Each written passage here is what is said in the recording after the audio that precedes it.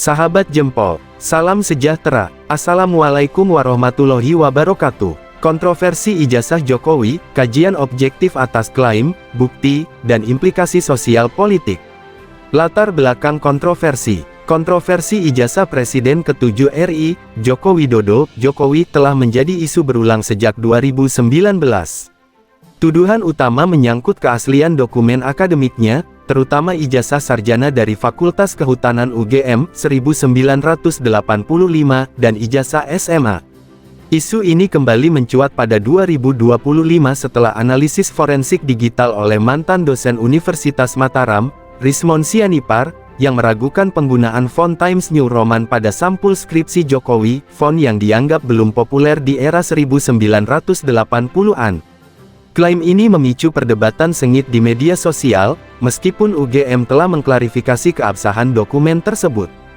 Klarifikasi institusional dari UGM. Universitas Gadjah Mada UGM secara resmi membantah tuduhan pemalsuan. Dekan Fakultas Kehutanan UGM, Sigit Sunarta, menjelaskan bahwa penggunaan font Times New Roman pada sampul skripsi dan ijazah lazim dilakukan melalui percetakan kampus seperti Prima dan Sanur. Ia menegaskan bahwa isi skripsi Jokowi, yang ditulis manual dengan mesin ketik, telah diverifikasi dan tercatat dalam arsip kampus.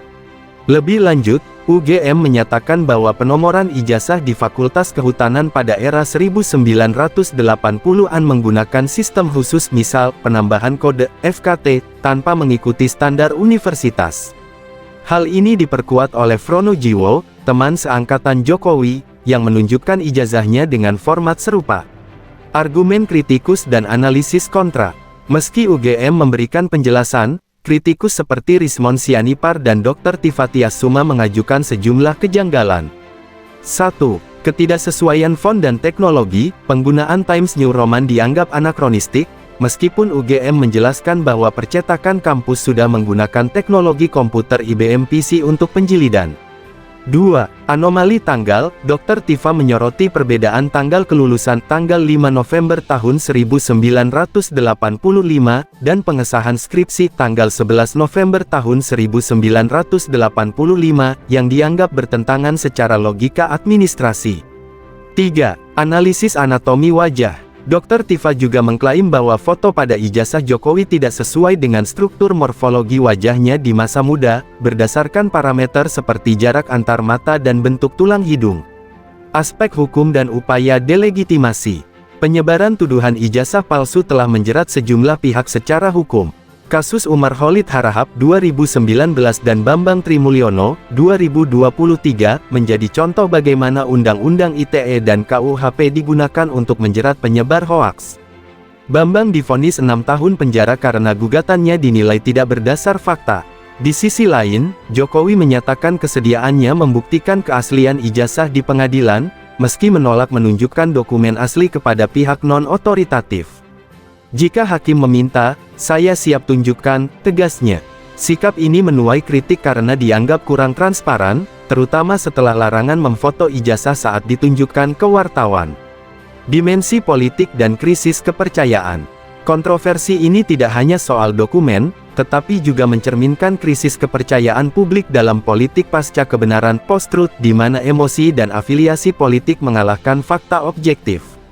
Media sosial menjadi amplifier bagi narasi delegitimasi, sementara media arus utama dinilai gagal menjadi penyeimbang yang kritis. UGM sebagai institusi pendidikan juga terkena imbas. Kunjungan massa ke kampus untuk meminta bukti fisik ijazah Jokowi menunjukkan erosi kepercayaan terhadap otoritas akademik. Meski demikian, upaya sistematis untuk mendiskreditkan Jokowi, terutama dari kelompok oposisi, dianggap sebagai bagian dari strategi politik jangka panjang. Implikasi bagi demokrasi dan transparansi. Kasus ini menjadi cermin betapa transparansi tokoh publik sangat krusial dalam demokrasi modern.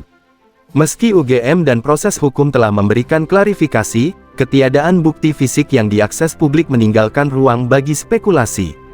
Sebagian pihak berargumen bahwa Jokowi seharusnya lebih terbuka untuk mengakhiri polemik, mengingat statusnya sebagai mantan presiden. Di sisi lain, langkah hukum terhadap penyebar hoaks perlu diimbangi dengan edukasi literasi media. Laporan UNESCO 2023 menyebut rendahnya literasi media Indonesia sebagai faktor pendorong viralitas misinformasi. Kontroversi ijazah Jokowi adalah pertarungan antara fakta institusional dan skeptisisme publik yang dipicu oleh ketidaktransparan dan dinamika politik. Klarifikasi UGM dan putusan pengadilan telah memberikan dasar hukum yang kuat, tetapi ketegangan ini mengingatkan kita pada pentingnya transparansi dan literasi informasi dalam menjaga integritas demokrasi. Jika tidak diatasi secara holistik, isu serupa berpotensi mengganggu stabilitas politik dan kepercayaan pada institusi negara di masa depan. Demikian sahabat Jempol, salam sejahtera, wassalamualaikum warahmatullahi wabarakatuh. Ya, bahwa memang kita tidak bisa menuntut ijazah di UGM, tidak bisa, karena ketika seseorang itu sudah lulus, ijazah dipegang oleh yang bersangkutan. Tetapi karena situasi ini sudah berjalan 10 tahun, harusnya di bawah Undang-Undang Keterbukaan Informasi, seharusnya UGM menerima dengan tangan terbuka permintaan dari rakyat untuk membuka informasi pendukung. Yang berikutnya lagi tadi saya sampaikan bahwa UGM itu adalah milik kami, milik rakyat, bukan milik seseorang yang sekarang sedang bermasalah. Jadi UGM jangan menjadi tameng, UGM jangan menjadi bemper dari seseorang. Justru jadi UGM jangan menjadi pelindung.